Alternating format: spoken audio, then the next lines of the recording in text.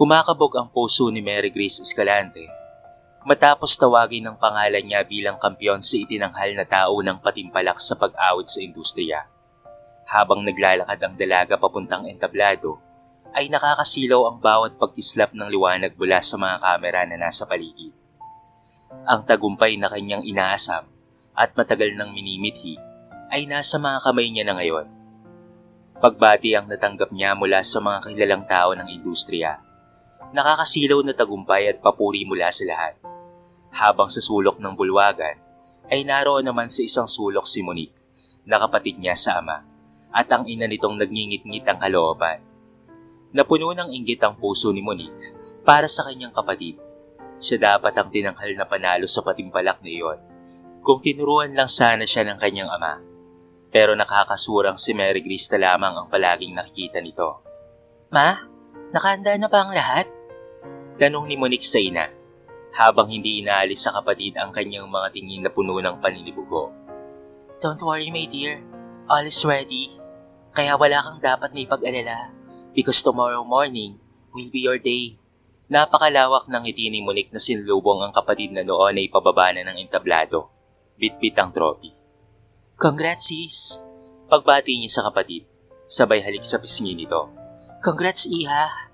Nakangiti namang ani ng inang si Lucilia, sabay yakap kay Mary Grace. Si Lucilia ay hindi niya tunay na ina. Namatay ang mami Carmela niya noong nasa 5 taong gulang pa lamang siya. Kaya't ang kanyang yaya Lucilia na lamang ang nag-alaga sa kanya. Hanggang sa inasawa na rin ito ng kanyang daddy, matapos itong mabuntis kay Monique. Minsan ay nararamdaman talaga niyang mas mahal ng kanyang daddy si Monique kesa sa kanya. Subalit iniintindi niya na lamang ang kanyang ama. Ang mahalaga para kay Mary Grace ay meron siyang pamilyang nauuwian at napupuntahan. Sinasaktan siya ng mami Lucilia niya minsan, lalo na kapag naargabyado ang anak nitong si Monique. Ngunit lumalaban si Mary Grace at hindi siya nagpapaapi sa stepmother niya. In front of the public, ay todo suporta sa kanya si Monique at Lucilia, but it is only for the public display. Sa loob ng bahay nila ay tila lamang siya anino ni Monique at Lucilia. She will protect her inheritance and her mother's property. Mula kumpanya, mansyon, at ilang ari-arian nila ay pag-aari ng kanyang yumaong ina na si Isabel. Ang kanyang ama ay isa lamang manager noon ng kanyang ina, na isa rin kumikislap na bituin sa pag-awit. "So let's celebrate sis, sa pagkapanalo mo. Ako ang taya." Napatango kaagad si Mary Grace, dahil paminsan-minsan lang nagiging maganda ang pakikitungo ni Lucilia at Monique sa kanya. Kaya ang saya niyang maramdaman that she was a part of the family. Sa isang pribadong kwarto ng bar sila tumungo. "Let's enjoy the night everyone." Masayang huwika ni Monique, sabay taas ng kopita ng alak. Kasama nilang naroon ang mga kaibigan nilang may kaya rin sa buhay. Naroon rin ang kanilang mami Lucilia, maliban na lamang sa kanilang daddy Romano, na naroon lamang sa bahay dahil may sakit na ito at mahina na ang katawan. "Congrats Grace!" Bati pa sa kanyang ulit ng kanyang inang si Lucilia.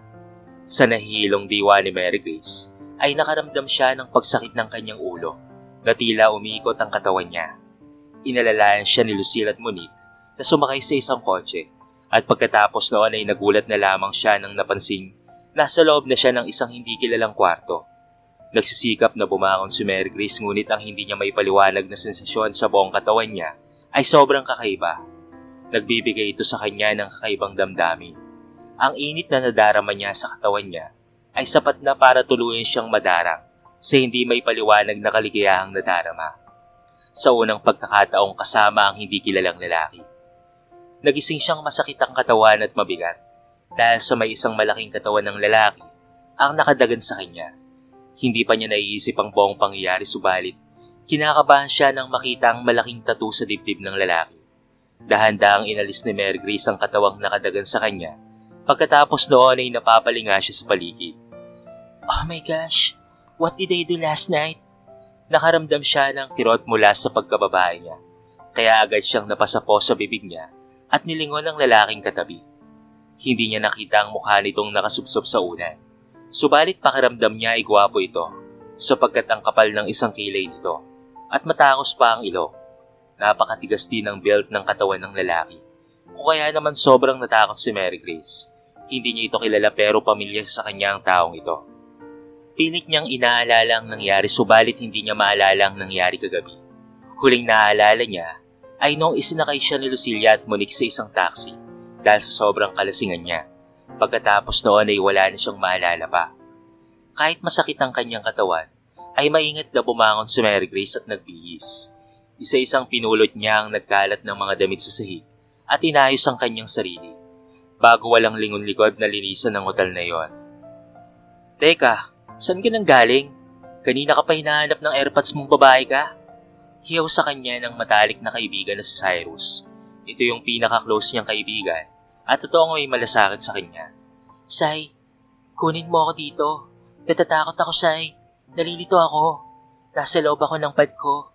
Hindi ako makalabas dahil napakaraming tao sa labas. Maraming larawan ko ang nagkalat sa internet. Mga hubad kong larawan kasama ang hindi ko kilalang lalaki. Napapaiyak na wika ni Grace.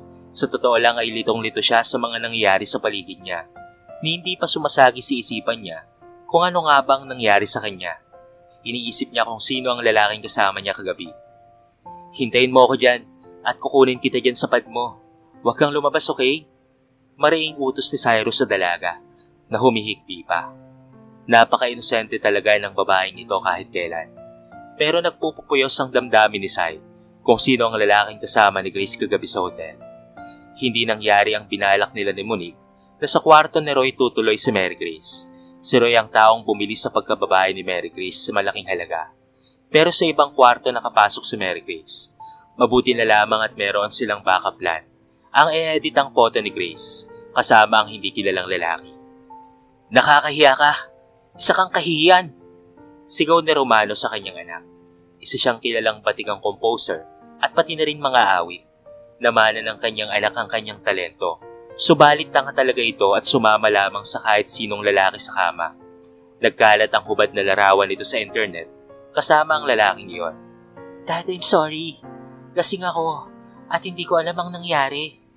Hilam sa luha ang mga mata ni Mary Grace na nagmamakaawa sa harapan ni Romano, subalit isang nakakabinging sampal ang dumapo sa pisngi ng dalaga. Lasing? Hindi alam nang nangyari? Anong klaseng katangahan ang ginawa mo ha, Mary Grace? Galit na iyaw ni Romano sa anak. Roman, huminahon ka at baka mapano ka. Ano pa bang magagawa natin? Hayaan mo na lamang si Mary Grace. Total naman ay malaki na siya at alam na niya ang kanyang ginagawa.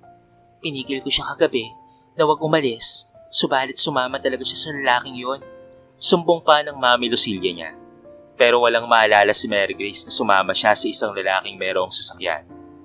Maliban na lamang kaninang umaga paggising niya, ay nasa tabi na siya ng isang di kilalang lalaki na hubot-hubad. Kaya hindi niya talaga maalala ang patungkol sa mga sinabi ng Mami Lucilia niya. Dad, let me explain myself. Hindi ko talaga alam ang buong pangyayari at wala akong maalala. Dumampong mga kamay ng kanyang ama sa bisgi ni Mary Grace. For the first time, ay nasaktan siya ng kanyang ama. Pang-ilang sampal na ba iyon na dumapo sa pisngi niya. Naikuyom na lamang niya ang kanyang kamao sa ginawa ng kanyang ama. Nag-e-enjoy naman ng sobra ang dalawang bruwa sa bahay nila. Sigurado siya doon. Bitch, lumayas ka sa harapan ko ngayon din. Lumayas ka sa tahanan ko. At wag ka nang magpapakita pa sa akin kahit kailan. Kahiyan lamang ang binibigay mo sa aking babae ka. Dad, I'm so sorry. Ayusin ko na ang gulong ito. Dad, please, don't do this to me. Anak mo ko, Daddy. Umiiyak na pagmamakaawa ni Mary Grace sa kanyang ama. At tuluyan na nga siyang napaiyak nang makita si Monique na lumabas ng kwarto niya kasama ang mga katulong. Tangay ng mga ito ang lahat ng kagamitan niya. Ano kaya ang ibig sabihin nito? Papalayasin na kaya talaga siya ng daddy niya sa tahanang ito? Hindi siya maaaring umalis dito sa tahanan ng kanyang ina. Monique, anong ginagawa mo sa mga gamit ko? Puno ng pagtatakang tanong ni Mary Grace. Dad told me, nalinisin ang kwarto mo at dalhin lahat ng kalat mo sa labas. Sorry sisa, sinusunod ko lang naman ang utos sa akin ni Daddy. Mabait kasi akong anak eh, masunurin kay Daddy. Hindi ako gagawa ng bagay na ikapapahiya ng pamilya natin. Kinindatan pa siya ni Monique sabay abot sa kanya ng maleta niya. Kaya hindi nakahuma si Mary Grace sa isiping mapapalayas na talaga siya sa mismong pamamahay niya. ang pamamahay na pagmamayari ng yumaong ina na si Isabel. Oo, ito ay pag-aari ng kanyang ina. Pag-aari lahat ng kanyang ina ang mansyon na tinitirhan nila ng daddy niya. Dad, you can't do this to me. Bahay ni Mami Isabel ang pamamahay na ito. At anak ako ni Mami Isabel. Yes, I was wrong. Nagkamali ako at pinagkatiwalaan ko ang 2 bitches na ito sa bahay natin. Si Mami Lucilia at Monique. Sila ang nagpasakay sa akin sa kotse noong nalasing ako, Dad. Dad, pinlano nila ang lahat ng ito para sirain ako sa inyo. Isang napakalakas na sampal ang tinamulit ni Mary Grace mula kay Lucilia. How dare you smearing my name nang dahil sa kalindian mo? Hiyaw pa nito kay Mary Grace. Hindi ba totoo? Kung totoo kang nagmamalasakit sa akin bilang anak mo, dapat hindi mo ako pinalis dahil lasing na ako. At ikaw, isa ka pa. Ikaw ang nag-aya sa akin sa bar to celebrate my success ka mo. Bakit niyo ako hinayaan kung hindi niyo binalak ang kapahamakan ko? These are all your plans in ruining me. Nanggigigil na aniya, sabay hila sa buhok ni Monique. Kung iniisip ng mga tao na ito na isahan siya, ay nagkakamali sila dahil lalaban na siya sa lahat ng pangapi ng mga ito. She won't back down in a step sa gahamang mag-ina nito na tanging hinahangad ay ang mapasakamay nila ang mana ng kanyang yumaong ina. Aray, let me go! Hiyaw ni Monique, habang si Lucilia naman ay tinutulungan ng anak. Sabay tulak kay Mary Grace na nabitawan si Monique sa sakit ng pagkakatulak sa kanya ni Lucille. Magsitigil kayo! Sigaw ni Don Romano na ikinatigil ng 3 babaeng nag-aaway sa harapan niya. Tama si Mary Grace na pag-aari ng yumaong asawa ang mansyon nila. Pero sobra siyang napahiya sa nangyari sa ginawang kahihiyan ni Mary Grace sa pamilya Escalante. Umalis ka na, Mary Grace. You brought the shame to this family. Maotoridad na utos ng kanyang amang si Don Romano. Kung yan ang desisyon mo, then fine, Dad. Aalis ako dito. Pero hindi ibig sabihin noon na makukuha niyo na ang properties ni Mami at ang kumpanya ng ina ko. Hinding-hindi yun mangyayari, Dad. Akin lang ang gold records. Sa akin nakapangalan ng kumpanyang yan. Kaya wala kayong magagawa hanggat buhay pa ako. Nilisan ni Mary Grace ang mansyon ng inang si Isabel. Dumiretso siya sa presscon na ipinatawag ni Cyrus para malinis ni Mary Grace ang pangalan sa publiko. Namangha ang lahat sa statement na pinakawalan ni Mary Grace Escalante. Dahil sa halip na itanggi nito ang nangyari, ay inamin niya na sa kanya ang scandalous image na nagkalat sa internet kasama ang isang lalaking hindi kita ang muka.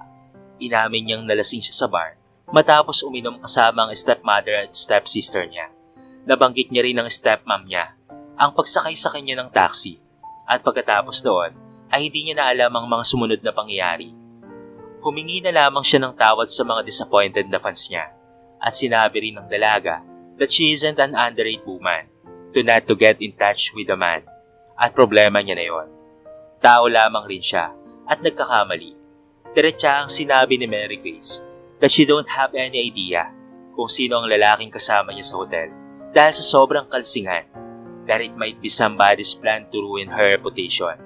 Nanggagalaiti sa galit si Lucilia matapos makita ang presko ni Mary Grace. Hindi niya inaasahang kaya nitong baliktarin ang sitwasyon. Heto at muli na naman itong nakuha ang simpatsya ng ilang mga supporters, kaya't mas lalong nainis dito si Lucilia. Kinagalit mo talaga akong babae ka, ha? You will pay for this at aalisin kita sa landas ko. Nagtitiimpag ang si Lucilia habang tinawagan ng isang taong matagal na nitong hindi kinokontak. Napapakiti na lamang si Mary Grace nang makita ang suporta ng karamihan sa kanya. Hindi siya lalayo at mananatili siya sa kung saan siya nararapat. Kailanman ay hindi siya papayag na basta-basta na lamang siyang babagsak sa mga kamay ng stepmother niya. Habang nasa loob naman ng opisina ng Fuentabella Empire, ay naroon ang isang matangkad na lalaki at nakatayo sa harapan ng isang matandang babae. Nasa edad 70 na ang babae. Subalit naroon pa rin ang taglay nitong kagandahan at pagsik. She is one of the most influential persons sa buong bansa, si Miss Amanda Fuentabella. You should protect her by any means, Caleb. Hindi ako makakapayag na apihin nila ang apo ko. Kagad na tumango na lamang si Caleb sa matanda. Naalis niya na ang lahat ng larawan ng babae sa internet. At ngayon ay papasukin niya na ang kumpanya nila. Kailangan niyang makasiguradong ligtas si Mary Grace Escalante. Isa lamang batang palaboy-laboy sa daan noon si Caleb. Matapos niyang tulungan ng isang babaeng pinagbababaril sa loob ng kotse. Iniligtas niya ang babaeng iyon at hindi niya inaasahang yun ang magpapabago ng tuluyan sa kanyang buhay.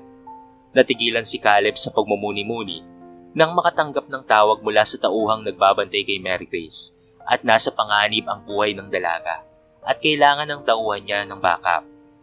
Tagaktak ang pawis sa noo ni Mary Grace habang binibilisan palalo ang pagpapatakbo ng kotse. Pinagbababaril siya ng mga taong hindi niya kakilala. Napatawag na siya kay Cyrus at sinabi nitong parating na ito para tulungan siya kasama ang mga pulis. Subalit magkakalahating oras na ata silang naghahabulan ng mga taong ito. Ngunit wala pa ring dumarating na tulong mula sa kanya. Aray! Napangiwi si Mary Grace nang tamaan ng kanyang balikat. Napangiwi siya sa sakit na nadarama dahil sa tama ng bala. Umaagos na ang dugo sa balikat ng dalaga at hindi niya na makontrol ang manibela ng sasakyan dahil sa sakit ng balikat niya. Say, nasaan ka na ba? Tumutulo ang luha ng dalaga nang nabitawan niya ang manibela ng sasakyan nang muli pang tinamaan ng bala ang kanyang likuran. Hindi na kinaya pa ng dalaga ang sobrang sakit dahil sa dalawang tama ng bala sa katawan niya. Maya-maya pa ay tuluyan ng nagdilim ang kanyang paningin at wala nang nagawa pa nang sumalpok na ang sasakyan niya sa gilid ng estero ng tulay at bumagsak sa tubig dagat ang sasakyan nitong si Mary Grace. Siguraduhin niyong patay na ang babaeng yan. Hiyaw ni Cecilia sa kausap sa telepono. Maya-maya pa ay gumuhit ang matagumpay ng ngiti sa mga labi niya nang marinig ang sinabi ng tauhan niya. Tinamaan ng bala si Mary Grace at bumagsak sa dagat. Sigurado siyang hinding-hindi na ito mabubuhay pa. Tinalo ni Caleb ang malalim na karagatan na kinabagsakan ni Mary Grace upang iligtas ang babae. Huli na silang dumating. Nahulog na ang sasakyan ng babae sa tulay habang pinagbababaril nila ang mga taong umatahe kay Mary Grace. Kanina pa sila sumisisid sa karagatan, pero hindi na rin nila natagpuan ang dalaga. Ang sasakyan nito ay wala ng laman. Walang tao sa loob kaya't sigurado si Caleb na buhay pa itong si Mary Grace. Hanapin kita, Grace. Hindi pwedeng hindi kita makita. Hanapin kita kahit saan ka man mapunta. Hanapin kita. Napakuyom si Caleb ng mga kamao niya sapagkat hindi niya matatanggap na mawala na lamang ng basta si Mary Grace sa buhay niya. Ngayon pang meron na siyang rason para mapalapit sa dalaga. Naninikip ang puso ni Caleb habang sumisisid sa ilalim ng karagatan kasama ang mga tauhan. Pero wala pa ring Mary Grace ang nakita nila. Nakalabas ito sa loob ng sasakyan. Lumipas ang 2 buwan simula ng pagkawala ng singer na si Mary Grace Escalante habang ang kumpanya ni Don Romano ay unti-unti nang bumabagsak dahil sa kalungkutan ng Don sa pagkawala ni Mary Grace. Walang patid naman ang pagwawaldas ng pera ng mag-inang Lucilia at Monique sa pagkawala ni Mary Grace dahil wala nang mga matang magmamasid sa bawat galaw nila. Dahan-dahan nilang inililipat ang kumpanya ni Mary Grace sa kanilang pangalan pero mahirapan silang gawin iyon dahil hindi papayag si Romano sa gusto niya. Umaasa itong babalik si Mary Grace isang araw dahil hindi naman natagpuan ang patay na katawan nito. Sa malayong bayan naman ng Isla Madagi, ay masayang-masaya ang mag-asawang Felix at Perla nang makita ang babaeng gumalaw mula sa kinahigaan nito. Felix, nagising na siya!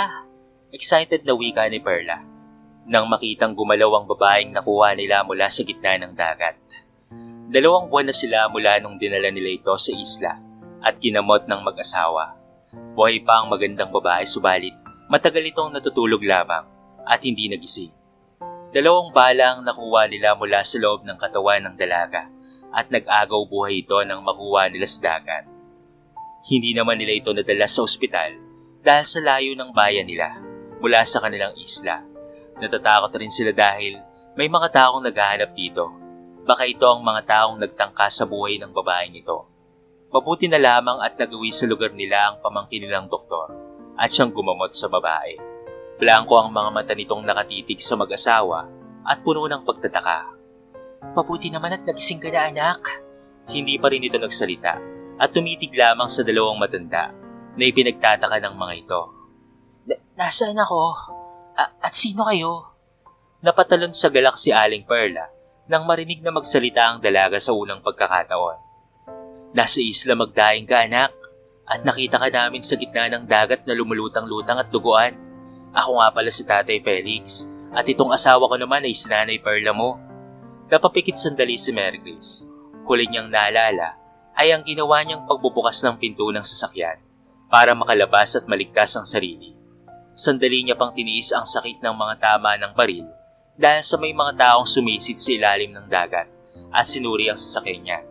Nagtago pa nga ang dalaga sa likod ng pampang at nang dumilim na ay sakpa lamang siya lumabas doon para makalayo sa lugar na iyon dahil naroon pa rin ang mga taong sumisisid sa karagatan para hanapin siya hanggang sa nawalan na nga siya ng malay. Napalutang-lutang sa dagat at tinitiis ang sakit ng mga sugat niya. Salamat po sa pagliligtas sa akin, tatay at nanay. Pagpapasalamat ng dalaga sa dalawang matanda na nagligtas sa buhay niya. Nalaman niya mula sa mga ito na siya ay nagbubuntis na ikinaguho ng mundo ni Mary Grace. Paano siyang magbabalik sa mga taong nagtangka sa buhay niya kung may anghel sa sinapupunan niya na maaaring mapahamak kapag nagpadalos-dalos siya ng kanyang desisyon. Isang problema niya pa ay hindi niya kilala ang ama ng kanyang anak. Hindi niya pa napapaimbestigahan ang lalaking iyon na kasama niya ng isang gabi sa hotel. Nagbunga ang isang beses na nangyari sa kanila ng lalaking iyon. Anak, ano bang binabalak mo? Napapansin ko nitong mga huling araw panay ang tipa mo dyan sa laptop mo . Ano bang ginagawa mo? Nalaman kasi ng pamangkin ni Mang Felix na si Albert na mahilig na mag-compose ng mga awitin nitong si Mary Grace at hindi lingid sa kaalaman nito kung sino si Mary Grace, kaya masaya siyang makatulong dito. Nabibenta ni Grace ang mga komposisyon niyang awit sa mga sikat na mga awit na nakasabayan niya noong mga huling taon niya sa industriya. Inspired siyang gumawa ng mga awitin, lalo at lumalaki na ang kanyang mga gastusin dahil sa kambal na batang lalaki na isinilang niya. Nagtatago siya ngayon sa isang shadow name at nagsisimula namang sumikat ang bagong pangalang ginawa niya sa mundo ng musika. Ang kanyang mga komposisyon ay tumatak sa puso ng mga tao, kaya't nagsisimula na naman siyang makilala bilang isang dark queen sa larangan ng musika. Walang nakakakita sa kanyang mukha dahil nakatago lamang siya sa isang pangalan na hindi lantad ang mukha sa harapan ng madla. Napangiti si Mary Grace nang makita ang dalawang anak na nagtatakbuhan papasok ng bahay. Kasama nito ang dalawang matanda na sina Mang Felix at Aling Perla na namamasyal sa baybayin. Dahan-dahan lang kayo, 1, 2. Saway niya sa dalawang anak na ngayon ay nag-uunahan sa pagyakap sa kanya. Lalaki ang kambal niya at napakagwapo ng mga batang ito na animoy dalawang prinsipe. Pero syempre, sasabihin niyang nagmana sa kanya pero yung totoo, nagmana talaga ang mga ito sa kanilang ama na hanggang sa ngayon ay hindi pa rin niya kilala. Halos nakalimutan na nga ni Grace ang mukha ng lalaking nakatabi niya sa kama ng mga oras na yon. Hindi niya naman talaga nakita ng buo ang mukha nito. Ang kalahati lamang ng gwapong mukha ng lalaki iyong nakita niya. Isa-isang pinatakan niya ng halik ang dalawa at napangiti siya nang sabay itong humalik sa kanya. Hindi siya papayag na habang buhay na lamang siyang magtago sa Isla Madati. Kahit nakadama na siya ng katahimikan sa lugar na ito, ay babalikan niya ang mga taong naging dahilan ng muntikan niya ng pagkamatay, kasama ang mga anak sa sinapupunan niya. 2 buwan siyang nakomatos at walang malay, habang ipinagbubuntis niya ang kambal niya. Mabuti na lamang at may mga mabubuting tao na kagaya ni Mang Felix at Aling Perla ang sumagip sa buhay nilang tatlo. Kaya hindi siya matatahimik hanggat hindi niya nakukuha ang mga bagay na nanarapat para sa kanya at hindi niya na ipapakulong si Lucia, na pangalawang asawa ng kanyang amang si Romano. Lumipas ang 2 taon, simula nang mawala si Mary Grace sa buhay ng amang si Romano. Kung hindi dahil sa tulong ng Fuentabella Empire, ay matagal nang nawala kay Romano ang kumpanya ng asawang si Isabel. Mabuti na lamang at tinutulungan sila ng kasosyo nila. Wala kang kwenta. Wala ka na bang ibang alam sa buhay mo, ha, Monique? Kung hindi ang bigyan ako ng problema. Kung narito lang sana si Mary Grace, ay hindi ako mamumroblema sa kumpanya. Mary Grace can manage the company well at nag-aakyat ng pera sa kumpanya natin. Habang pareho lamang kayong dalawa ng mami mo na walang ibang ginawa kung hindi ang waldasin ng pera ng kumpanya. Maaga pa lamang ay hindi na magkondamayaw si Romano sa anak na si Monique na malayong malayo sa anak nila ni Isabel na si Mary Grace. Dad, don't worry. Matatapos rin ang problema mo sa mismanagement ko sa kumpanya kapag naikasal na kami ni Caleb. Sa oras na yon, ay tuloy-tuloy na ang pag-angat ng kumpanya ko. Konting tiis na lamang po, Dad, okay? Kailan pa mangyayari yan, ha? Kung hindi ka naman nililigawan ni Caleb. Napapailing na lamang si Don Romano at nakadama ng too much disappointed sa isang anak. Huwag puro salita, Monique. I need your action. Dahil tuluyan nang nawawala ang kumpanya natin sa oras na bibitawan tayo ng Puente Bella Empire. Wala kang alam sa business, kaya our only way is to stay on top. Makakaalis din tayo sa hirap na ito, lalo na kapag naging asawa mo si Caleb Puente Bella. Napabuntong hininga na lamang si Monique at napakuyom na lamang sa kanyang kamao nang iniwan siya ng amang si Romano sa harapan nito. 2 taon nang nakakalipas simula nang mawala si Mary Grace. Pero wala pa rin siyang nagawa para mapalitan ito sa pwesto nito. Tanging si Mary Grace pa rin ang palaging magaling para kay Romano. Hindi kasi siya nagmana sa amang si Romano na magaling sa pagnenegosyo. Si Mary Grace ang nagmana rito. Sinusubukan niya rin namang kumanta pero lagi siyang nasa panghuli kapag ikinukumpara siya kay Mary Grace. Nagbago ang pagtingin ng kanyang amang si Romano sa kanya noong mawala si Mary Grace. Kung dati ay paborito siya ni Romano, ngayong nawala si Mary Grace, ay nakita nito ang halaga ng isang anak. Magaling naman si Mary Grace pagdating sa business, kaya't ginawa na lamang ang panlulumo ni Romano nang mawala ito si Mary Grace sa buhay niya. Romano, I think it's time to let go, Grace. Natigilan naman si Romano sa pagsubo ng pagkain nang marinig ang sinabi ni Lucilia. 2 taon na kasi simula noong nawala si Mary Grace at hindi na natagpuan matapos mabangga sa gilid ng tulay ang sasakyang sinasakyan nito. Masamang tingin ang ipinakol na Romano kay Lucilia at mabigat na ibinagsak ni Romano ang hawak na kutsara at tinidor. Buhay ang anak ko at may rason si Grace kung bakit hanggang ngayon ay hindi pa rin siya bumabalik. Romano, kung buhay ang anak mo ay matagal na siyang bumalik sa atin. Mahawa ka naman sa kaluluwa ni Grace. Pahingayin mo naman ang anak mo, Romano. Napaigtad ang lahat ng pinukpok ni Romano ang hapagkainan. Buhay si Grace! Buhay ang anak ko! Naintindihan mo ba, Lucilia? Babalik dito si Grace. Babalik sa akin ang anak ko. Naintindihan mo? Magsama kayo ng anak mong walang kwenta. Mabilis itong tumayo sa mesa at iniwan ang mag-inang nagkatinginan. Napangiti na lamang si Lucilia at napatitig sa anak niyang si Monique na nakabusangot ang mukha. Simula nang mawala si Mary Grace, ay wala nang magandang sinabi ang kanyang ama sa kanya. Parati na lamang itong galit sa kanya. Don't worry, Monique. Mapapasayo rin ang lahat ng kayamanan ng daddy mo. Hindi na babalik pa si Mary Grace at sigurado ako doon. Napangiwi si Monique sa sinabi ng kanyang ina. Alam niya ang ginawa ng kanyang ina para mawala si Mary Grace sa buhay nilang mag-ina. Kaya't kampante siya sa mga sinabi nito sa kanya. Inihanda ni Monique ang sarili para pumasok sa opisina ng kumpanya nila para sa regular monthly meeting. Kaya nagpaganda siya ng maigi para mapansin siya ni Caleb na CEO ng Puente Bella Empire. Nakasosyo nila sa negosyo. Gustong gusto niya si Caleb, kaya't gagawin niya ang lahat para lamang mapansin ng binata. Ginawa niya na rin ang lahat ng pagpapapansin sa ina nitong si Amanda Puente Bella, na napakamatanda na.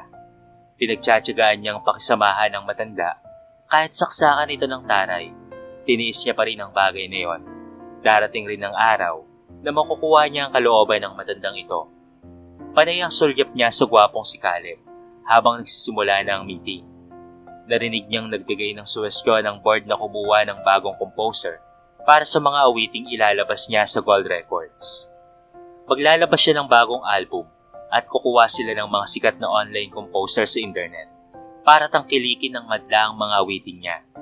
Siya kasi ang pumalit kay Mary Grace bilang isang singer ng Gold Recording Company na pagmamay-ari ng amang si Romano. So, may iniisip na ba kayo kung sino ang sikat na online composer ang kukunin natin? Aniya sa mga kasamahan sa kumpanya. May naisip na po kami, ma'am. Kung i-approve niyo po wala pong magiging problema. Sagot naman ng isang office staff nila. Then who is that? Yung mysterious singer-composer po na sumisikat ngayon, ma'am, sa online. Si Miss Darkwing po. Napangiti si Caleb sa narinig. Matagal niya nang iniimbestigahan si Darkwing. Subalit wala siyang makuha ang impormasyon patungkol sa babaeng iyon. Kaya't sadyang napakahiwaga talaga nito. Unang nakuha ni Darkwing ang atensyon ni Caleb nang marinig niya ang pinakaunang awitin na in-upload nito sa internet ni Strangers. Her voice reminded him of someone he misses so much. At iyon ay walang iba kung hindi si Mary Grace Escalante. If only naging matapang lang siya noon na magpakilala kaagad sa babae, ay baka hindi ito nangyari sa kanya. So this is final.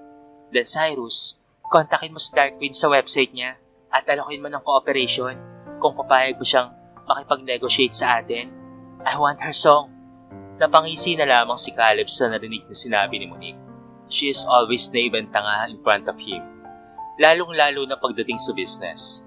Kaya't hanggang ngayon ay nakikiusap sa kanya si Romano na tulungan sila.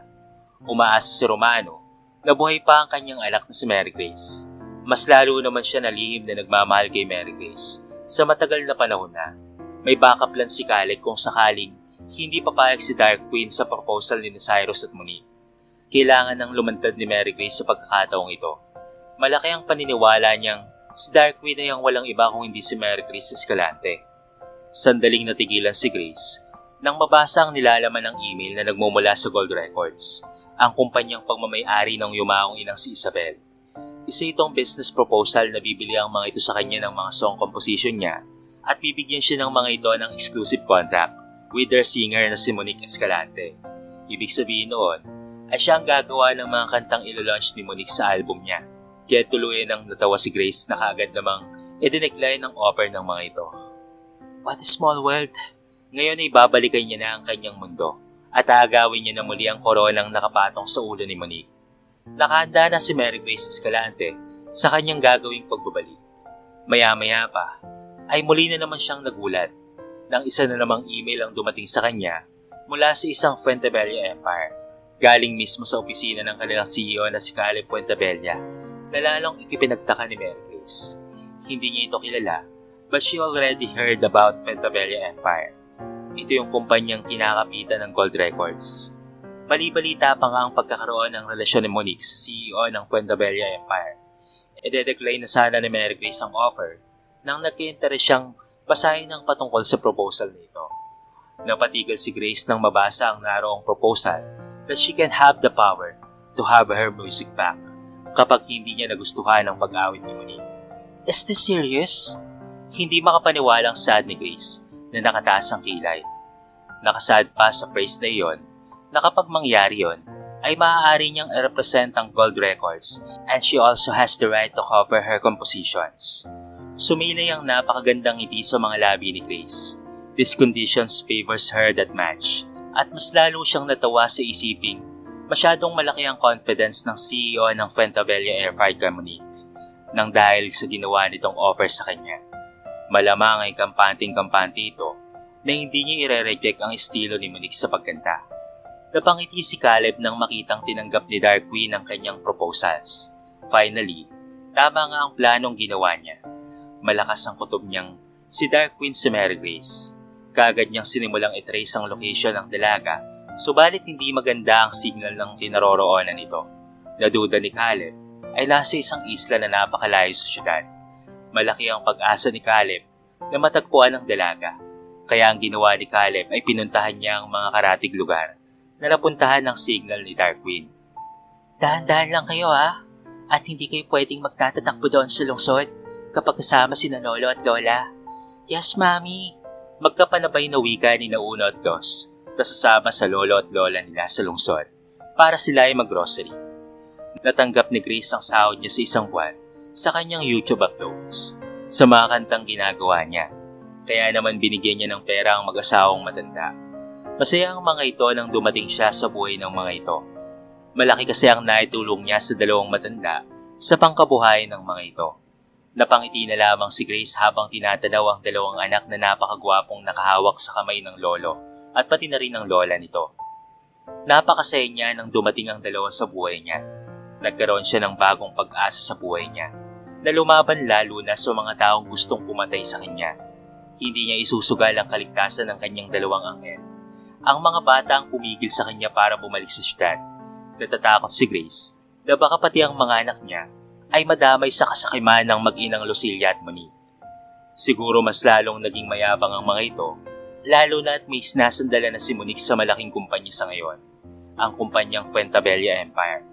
Nagsimula na si Grace sa paggawa ng mga dekalidad na mga awitin para raw rito kay Monique.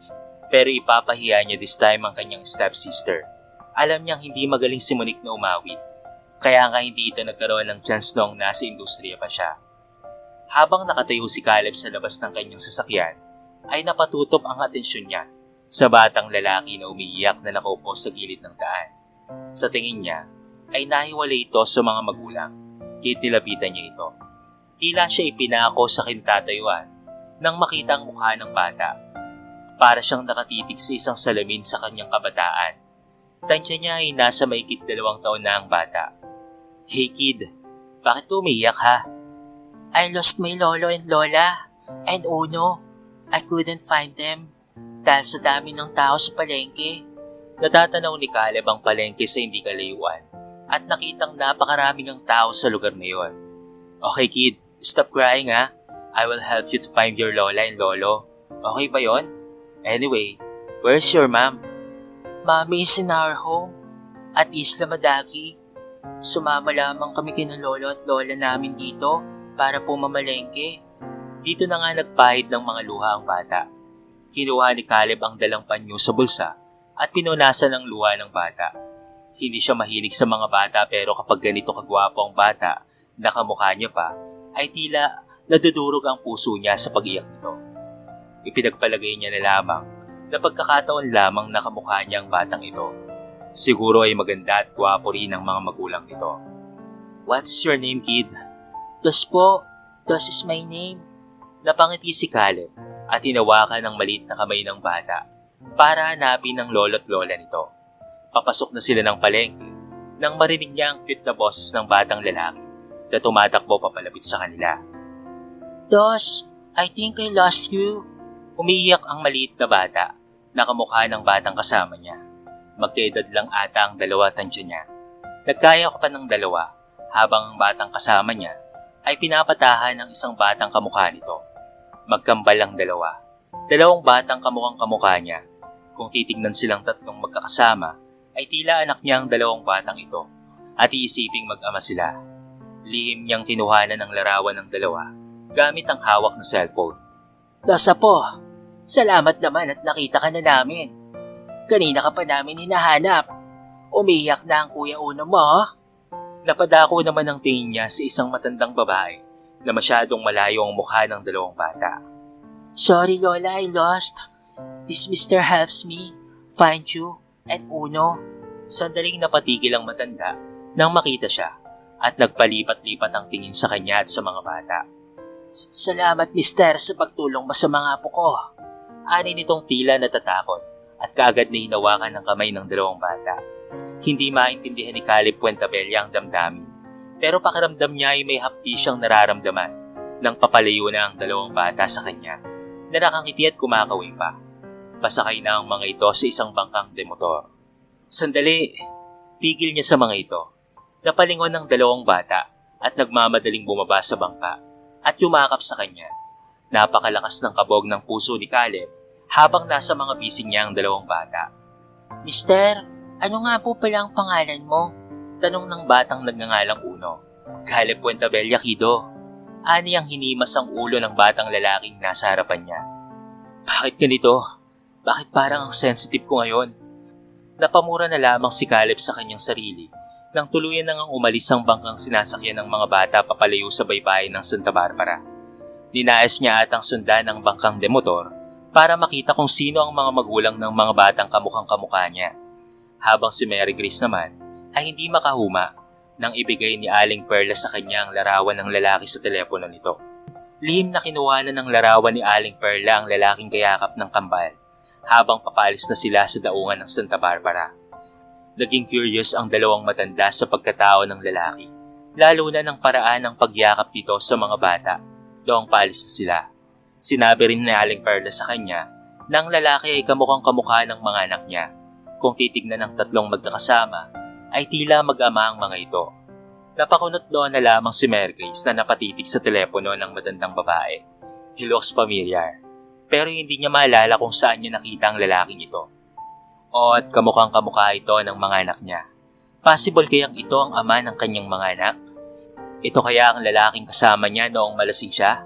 Magta-3 taon nang nakakalipas? "Ma'am, his name is Caleb Puentabella." Napalingon siya sa 2 batang nakatingala sa kanya. "Is he daddy?" Sandaling natigilan si Mary Grace sa tanong ni Dos. Asa hindi niya may paliwanag na dahilan, ay napatulo ang luha ni Grace. Hindi niya alam kung anong isasagot niya sa mga anak at kung paanong ipapaliwanag sa mga ito ang sitwasyon niya sa mga anak. I'm sorry baby, kung nagiging tanga si mommy, okay? I'm sorry kung not knowing the identity of your dad. Pero pangako ni mommy, nahanapin ko ang daddy niyo, okay? Makikilala rin natin siya pagdating ng araw. Nararamdaman niya na lamang ang pagyakap ng dalawang maliit na braso na pumulupot sa katawan niya. Sabay dampi ng halik sa pisngi niya. Pinunasan pa ni Uno ang mga luha ni Mary Grace. Kahit mga bata pa ang mga ito, ay hindi siya nagsinungaling sa mga ito. Sinabi niya ang buong katotohanan sa mga ito patungkol sa nangyari sa kanya. Kung paano siyang nagkaroon ng anak na walang ama. Mahal na mahal niya ang dalawang anghel sa buhay niya. Itong dalawang ito ang nagbibigay saya sa buhay niya. Ang dalawang anghel niya ang nagbibigay sa kanya ng pag-asa tuwing darating ang mga oras na nanghihina siya at napapagod. Kinakabahan si Mary Grace habang naglalakad papasok ng Gold Records. Alam niyang hindi siya makikilala ng mga ito dahil sa suot niyang contact lenses. At magaling ang baklang gumawa ng maskara niyang isusuot. Sigurado siyang walang makakakilala sa kanya. Do you have an appointment, ma'am? Iniabot niya sa sekretary ni Monique ang dalang appointment niya kay Caleb at Monique. This way po, ma'am. Nariyan na po si Sir Caleb, pero wala pa po si Miss Monique. Anitong iginiya siya sa isang opisina. Pagpasok niya, ay napadako ang mga mata niya sa taong noong nakaraang araw ay nakita niya lamang sa telepono ni Aling Perla. Ito ay si Caleb Puentabella. Ganoon na lamang kabilis ang pagtibok ng puso niya nang ito ay kanyang makita. Kamukhang kamukha nga nito ang mga anak niya. Posibleng ito nga ang lalaking nakasama niya noon. Ang boyfriend ni Monique na si Caleb Puentabella. Malamang kasabwat ito nila Monique at pati na rin ni Lucilia para sirain siya noon. Ang masakit lang ay nagkaroon pa ng bunga ang kasamaan ng mga ito. Ang dalawang munting anghel niyang umaasang makilala nila ang kanilang ama balang araw. Paano niya may papakilala ang mga ito sa kanilang ama na kasintahan pala ng kanyang masamang stepsister? Walang ibang gusto si Monique kung hindi ang mawala siya sa buhay nilang mag-ina. Good morning, sir. I'm Dark Queen. Iniabot niya ang mga kamay na tinitignan lamang nito. Sit down. Ani nito sabay lahat sa kanya ng kontrata nila na kailangan niyang pirmahan.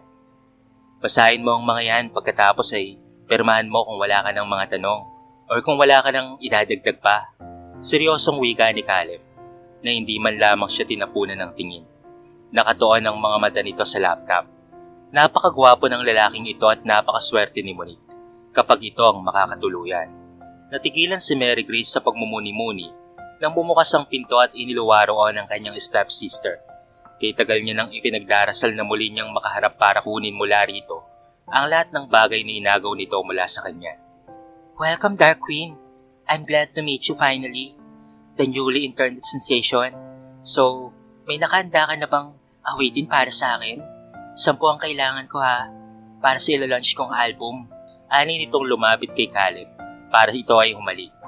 Subalit hindi nakaligtas kay Mary Grace ang pag-iwas ng binata sa halik ni Monique. It surprises her na hindi maganda ang relasyon ni Caleb at Monique, taliwas sa mga sinasabi ni Monique sa social media niya. Nagsisimula na sila sa recording ni Monique at gaya ng inaasahan ni Mary Grace, hindi niya magugustuhan ng way ng pagkanta nito ng kanyang mga awitin. Kaya nakakatuwa ang nangyari sa ginawang pag-awit ni Monique. Inis na inis si Monique na lumapit kay Mary Grace habang si Caleb ay seryoso lamang na nakikinig sa argumento nilang dalawa ni Monique. Disappointed siya nang makita si Dark Queen dahil sa malayong malayo ang inaasahan niyang si Mary Grace ito. Pero nagulat siya nang magsalita ang dalaga. Kaboses ito ni Mary Grace at lalong siyang nagdududa sa pagkatao ni Dark Queen kung kaya ay hindi siya aalis sa studio at babantayan niya ang bawat galaw ng babaeng ito. Magaling itong makinig sa mga nota kaya't walang nakakalagpas sa tenga nito sa mga kamalian ni Monique. Kung kaya ay hinahayaan niya na lamang ito sa ginagawa nito. Halata niya naman ang inis ni Monique at gusto niya nang matawa sa facial expression ni Monique. Nagulat na lamang siya nang lumapit si Monique kay Dark Queen. Nagalit at tila gusto na atang sabunutan ng babaeng kaharap. How dare you to do this to me? Kilala mo ba ako? Ako si Monique Escalante. Minamaliit mo ba ako? Inis na sambit sa kanya ni Monique. Hindi napigilan ni Grace ang mapatawa. Of course, alam kong ikaw si Monique Escalante. The one and the only. But it's the way you gave it all, ha? Of course, akin ang mga awiting kakantahin mo. At base sa napagkasunduan natin, ako ang masusunod kung papaanong kakantahin ang awitin ko. Marami kang mali, lalong-lalo na sa mga change keys at higher notes. So alam nga namang hayaan na lamang kita dahil ikaw si Monique Escalante. Natigilan ito at akma na sana siyang sasampalin nang pinigil ni Caleb ang mga kamay ni Monique. Stop it, Monique! Mali ka naman talaga. So bakit ka nagagalit? Caleb, this woman is humiliating me. I didn't. I'm just giving you some lessons dahil hindi ako satisfied sa mga ginagawa mo sa kanta ko. Paliwanag ni Mary Grace. Nagulat na lamang siya nang bigla siyang hapitin ni Caleb sa bewang niya at tinignan sa mga mata. Then show your way nang matuto si Monique. Ani ni Caleb na ikinatigil ni Mary Grace. Napakabilis ng tibok ng puso ni Grace nang magkalapit ng mga mukha nila ni Caleb. Ang mga mata nitong nakatitig sa mga mata niya ay puno ng hindi may paliwanag na damdamin. Okay. Ani ang itinulak si Caleb papalayo sa katawan niya at inayos ang sariling kinakabahan. Tumungo siya sa recording room at iniwan si Monique na hindi nakahuma sa nakitang ginawa ni Caleb. Kahit kailan ay hindi siya inawakan ni Caleb ng ganoon at lagi siyang nilalayuan ng binata. Gayong ang babaeng ito ay ganoon lang kadali nitong hapitin sa bewang na hindi ginawa nito sa kanya ever. Natigilan si Caleb habang nakatitig sa babaeng kumakanta sa loob ng recording room. Napakaganda ng boses nitong nagsimula ng kumanta. Kapag pumipikit siya ay talaga namang si Mary Grace ang naririnig niyang kumakanta. Ayaw niya nang matapos ang mga kantang iyon na napakasarap pakinggan. Yung pakiramdam na naroon lang ang babaeng kay tagal na niyang hinahanap. Lalong lumaki ang pagdududa niyang si Dark Queen ay si Mary Grace nga. Kompleto ang mga ebidensyang nalikom ni Caleb na si Lucilia Escalante ang may kagagawa noon ng pagpapatay kay Mary Grace. Ibibigay niya kay Mary Grace ang lahat ng ebidensyang iyon sa oras na makita niya ito mali. Si Lucilia din at Monique ang may kagagawa noon sa nangyari kay Mary Grace sa hotel. Mabuti na lamang at nagkamali ang staff ng hotel ng kwartong pinagdala nito kay Mary Grace. Sa kwarto niya ito inihatid ng staff ng hotel na sobra niya namang ipinagtataka. Lasing na lasing rin si Caleb ng mga oras na yon. Kaya't hindi niya napigilan ang kanyang sarili nang makita si Mary Grace na nagubad ng damit sa init na nararamdaman nito. She is dragged that time. Nahuli lamang siya ng dating noon para iligtas ang dalaga at iyon ang palagi niyang hiningi ng tawad sa kinilalang ina na si Amanda Fuentabella. He failed in his missions para protektahan ang dalagang si Mary Grace. Natapos ang araw na iyon na magaan ang pakiramdam ni Mary Grace sapagkat nagawa niyang malitin si Monique sa harapan ng mga staff ng Gold Records. Bukas na bukas ay paghahandaan niya ng ulit kung papaanong pahirapan si Monique. Total naman ay hindi nito nakukuha ang paraan niya sa pag-awit, kaya't papahirapan niya ito lalo kinabukasan. Kitang-kita niyang sumakay si Monique sa kotse ng matalik niyang kaibigang si Cyrus. Ikinagulat iyon ni Mary Grace sapagkat hindi close ang dalawa. Baka naging close ang mga ito simula noong nawala siya. Namimiss niya na ang kanyang ama at nais niya itong makita, kaya gagawa siya ng paraan para makalapit dito. Malungkot na tumungo siya sa sasakyan ng jeep para umuwi sa tinutuluyang apartment. Sumasakit ang ulo ni Romano nang makitang napakaliit na ng kita ng Gold Records sa nakalipas na buwan. Kumakati ang kokote niya kung saan siya makakahanap ng salipi para makaabono ng malaking salaping na lugi sa Gold Record.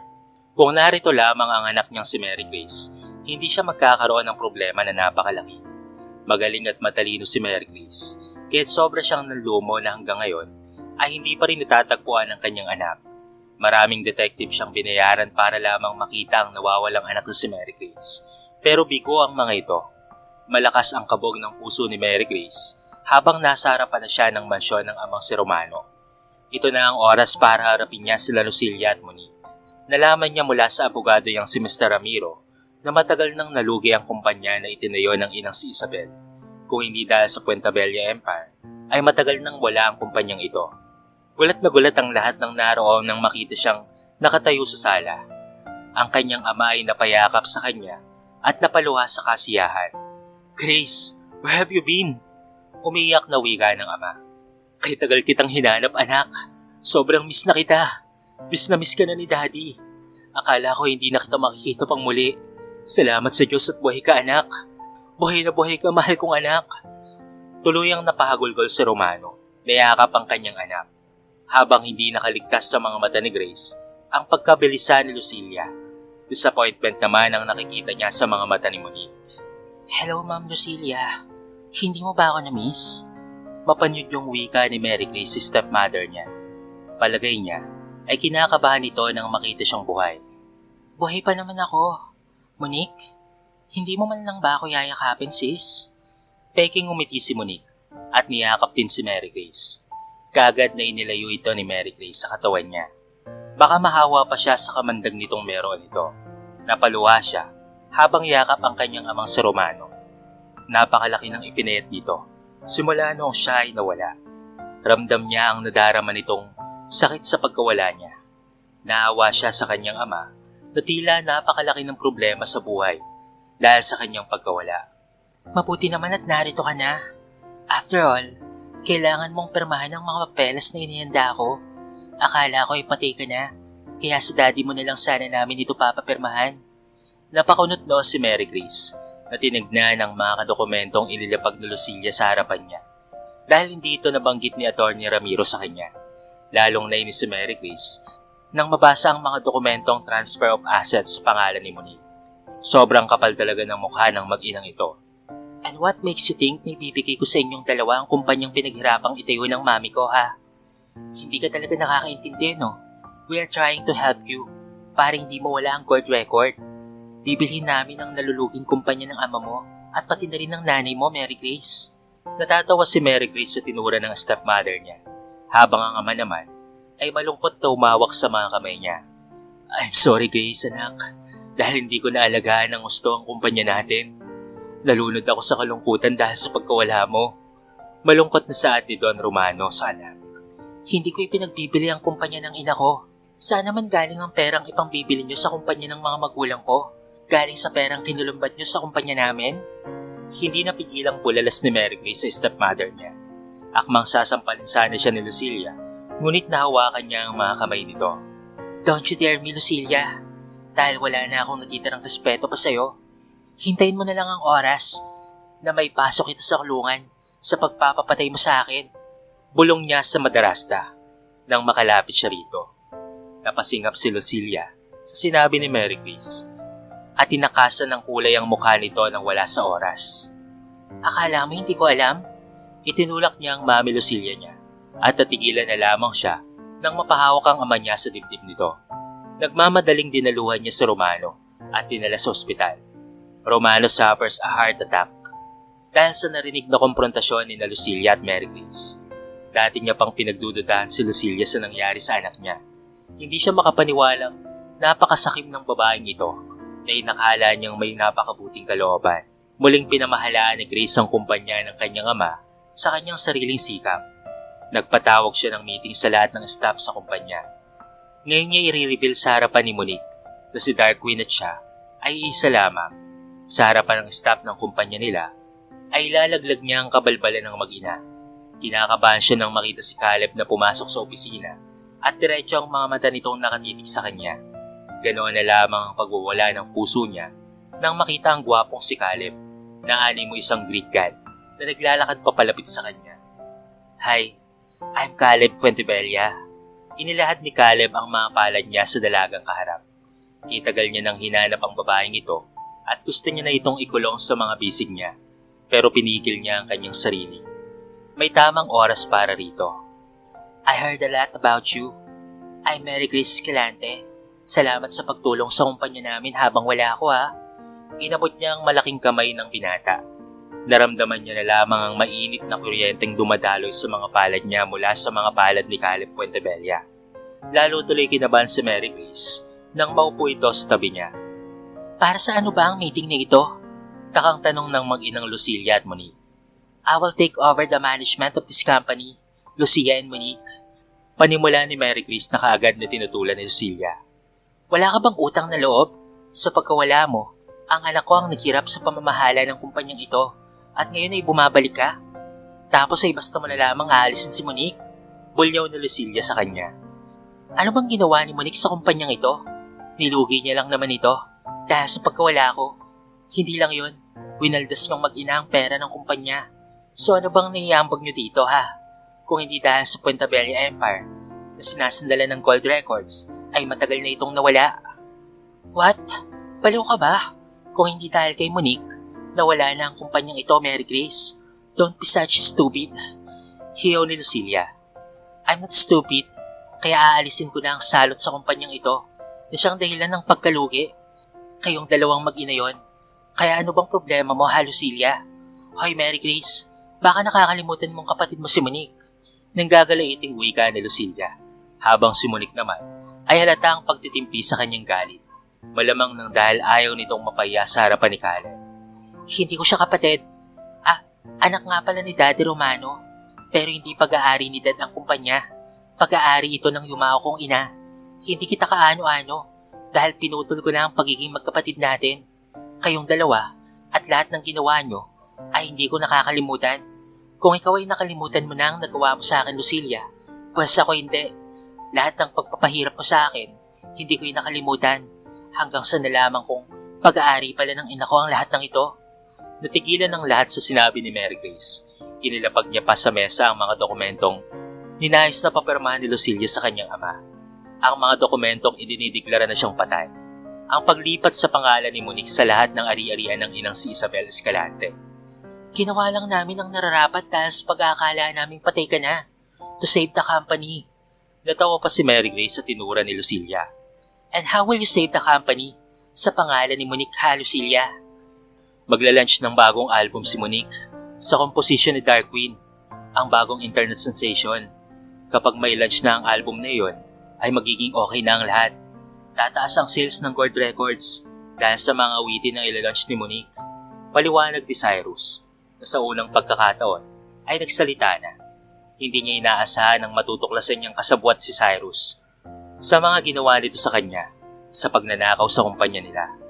Nadiskubre niya ito nang binusisi niya ang patungkol sa mga bagay na iyon.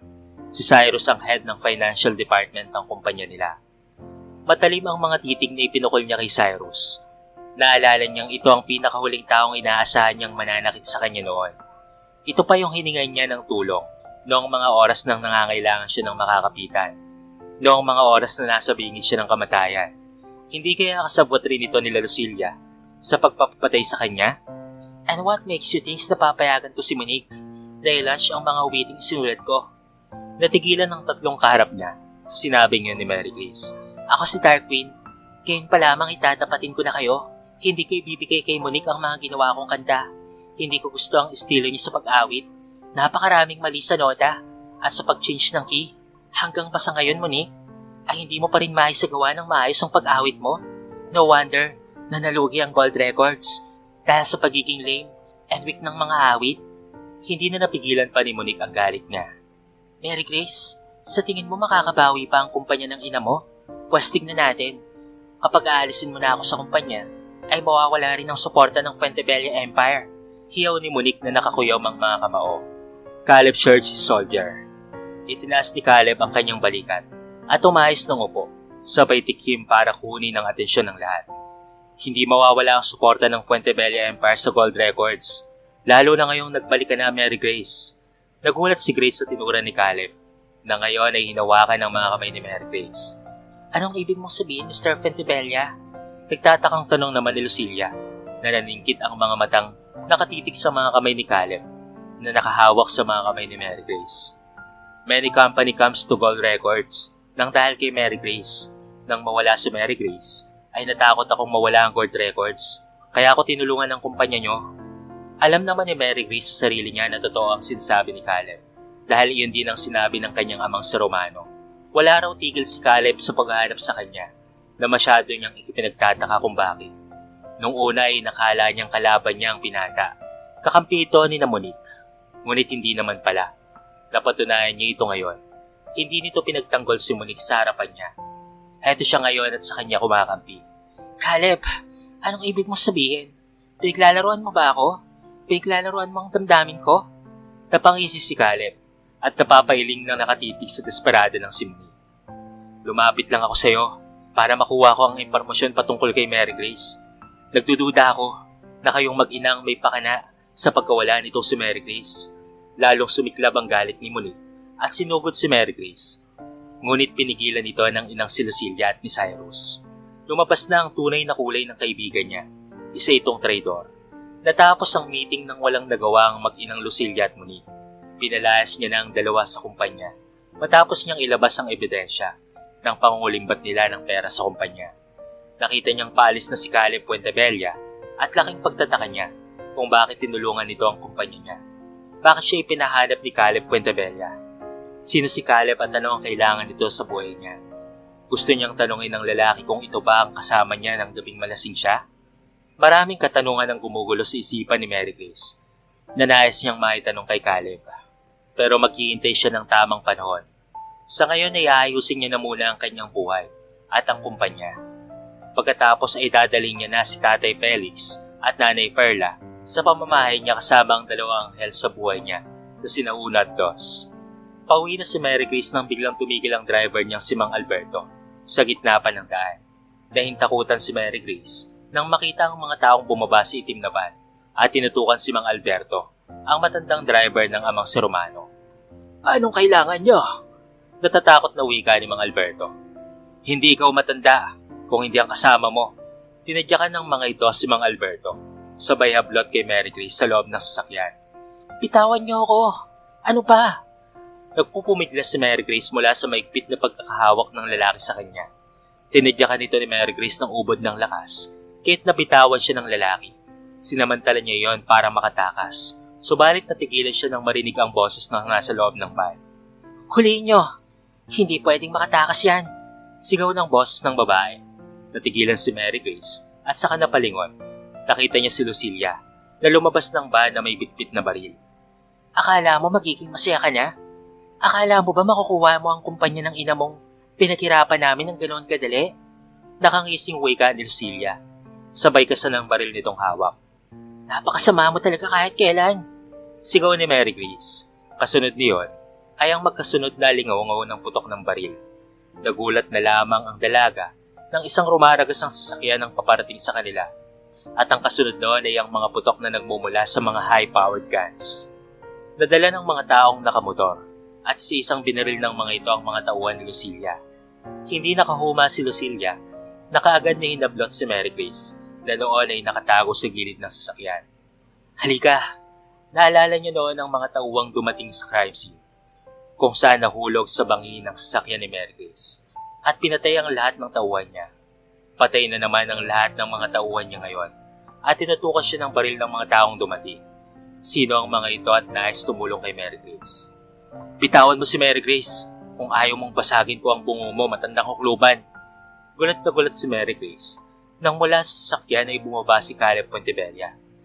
Nagbabaga ang mga mata nitong nakatutok sa ulo ni Lucilia ang hawak na baril. Caleb Puentebella, ikaw ang pumatay sa mga tauhan ko? Ako rin ang umubos sa mga tauhan mo na dahilan ng pagkahulog ni Mary Grace dagat. Matagal na kitang minamanman ng Lucilia. Hiyaw ni Caleb na lumapit pa sa kanila. Stay away, kung hindi ipaparilin ko si Grace. Subukan mo lang saktan si Grace nang maaga mong makita ang amo mong demonyo. Ikinasa ni Caleb ang hawak na baril at ngayon ay lumapit sa kanila. Ibaba mo ang baril mo kung ayaw mo pang mamatay. Hinablot ni Caleb si Mary Grace at niyakap sa isang braso. Habang ang isang kamay niya ay hindi mapigilang kalabitin ng gatilyo ng hawak na baril. Napasa po si Lucilia sa balikat ng tamaan niyon ng bala. Nabitawan niya rin ang hawak niyang baril dahil sa sobrang sakit na nararamdaman. Ang taong ito ay ginamit lamang ang anak niya para manmanan ang bawat galaw nila ni Monique. Are you okay? Hindi ka ba nasaktan? Puno ng pag-aalalang wika ni Caleb, sabay suri sa katawan ni Mary Grace, nang maaaring pasa o kaya naman ay tama ng bala. Ayos lang ako. Pulalas ni Mary Grace, subalit naroon pa rin ang takot na nadarama niya sa mga nangyayaring ito. Nagtataka naman siya sa ikinikilos ni Caleb, lalo na noong maigpit na maigpit siyang niyakap ng binata. Kinamit mo lang ang damdamin ni Monique para sa babaeng yan?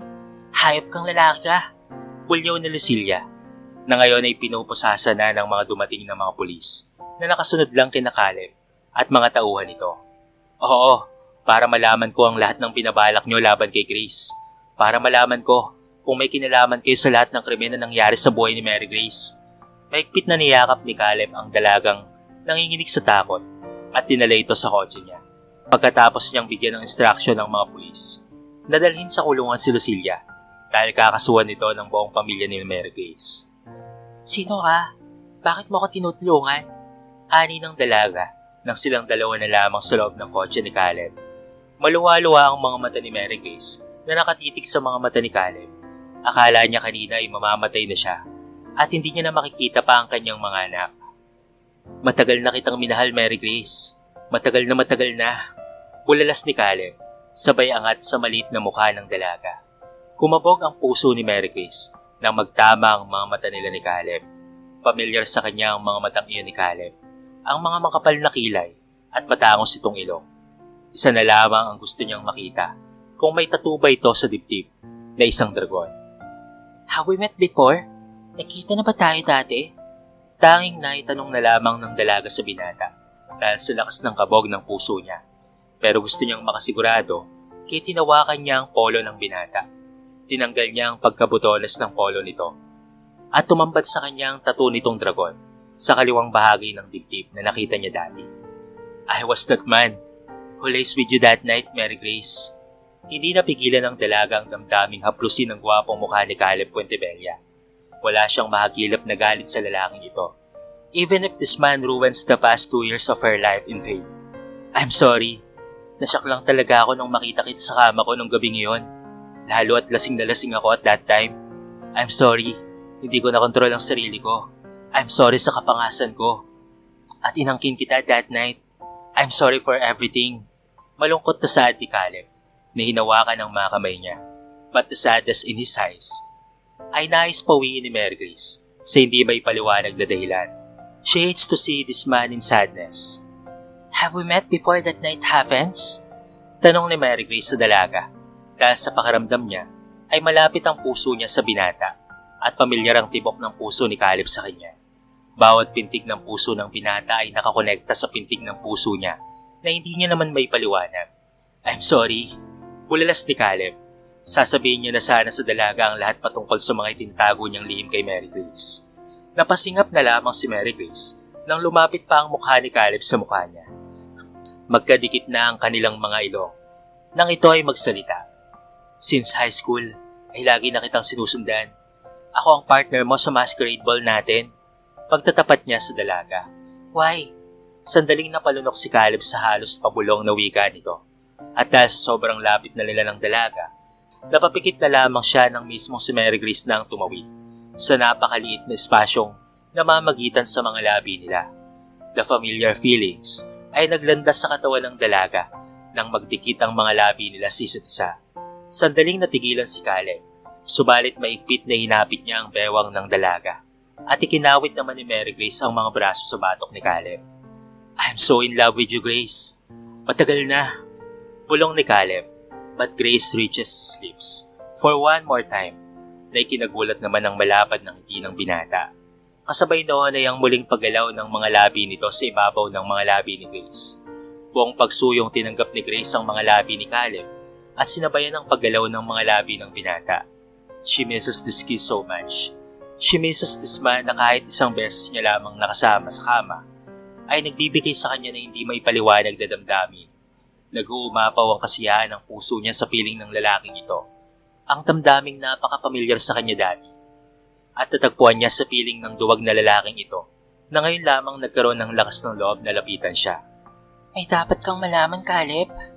Napakulot noong napatitig si Caleb sa dalaga at iniharang ang mga daliri sa mga labi niya. "May dapat kang malaman patungkol sa mga Puentebella, Grace." Siya naman itong nagtanong sa binata. Hanggang ngayon ay nakapulupot pa rin ang matitipunong mga braso sa katawan niya. "Amanda Puentebella. She's the one who adopted me. Matapos ko siyang iligtas doon sa mga taong nais na pumatay sa kanya. Si Amanda ang tunay na ina ng Mami Isabel mo. She lost your mom matapos niya itong ipanganak sa isang bodega noon dahil sa tumakas siya mula sa kalaban ng pamilya nila. Amanda find Isabel too late dahil patay na ito. 5 taon nang nakakalipas nang malaman niyang ikaw ang anak ni Isabel.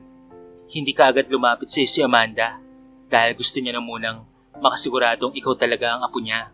Napakasayo ko noong inutusan niya akong sundan at bantayan ka. But I failed." Malungkot na wika nito.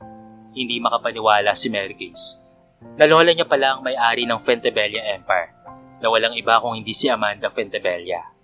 Pero napakasaya niyang malaman na may kapamilya pa pala siya na sabik siyang makilala, ang kanyang lola Amanda.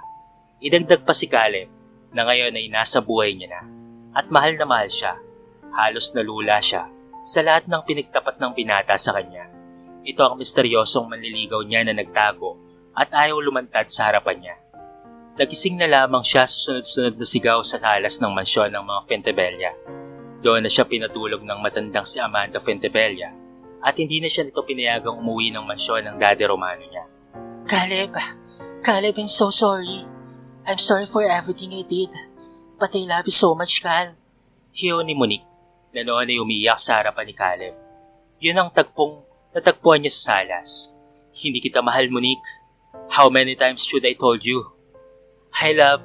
Good morning. Napangiti si Caleb nang makita si Grace na pababa ng hagdan. Sinalubong niya ang dalaga at pinatakan ng halik sa labi. Anong ibig sabihin nito? Bakit narito ka sa pamamahay ng mga Fentebella?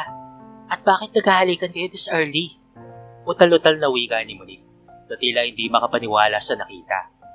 Nanlulumo si Monique sa katotohanang narinig mula mismo sa mga labi ni Caleb. At pati na rin ni Doña Amanda na si Mary Grace ang nawawala nitong apo. Pakaramdam ni Monique ay gumuho na ang buong mundo niya sa katotohanan ng kanyang nalaman. Lalo na noong nalaman niyang si Caleb ang lalaking kasama ni Mary Grace that night. Nagkamali noon sina Monique at Cyrus sa plano nila na sirain ang pagkababae ni Grace sa pamamagitan ng pagpasok ng dalaga sa kwarto ni Roy na inihanda nila noon. Gustong sirain ni Monique ng tuluyan noon si Mary Grace, subalit nagtataka siya noon kung bakit walang Mary Grace ang pumasok sa kwarto ni Roy na inihanda nila ni Cyrus. May nakahanda ng camera noon sa kwarto ni Roy.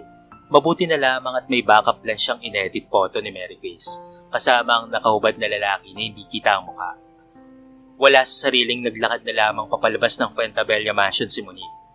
Sana lamang tutungo ngayon ng isang Monique Escalante matapos traidorin ng ama at ang kapatid ng dahil lamang sa pagsunod ng kagustuhan ng kanyang ina.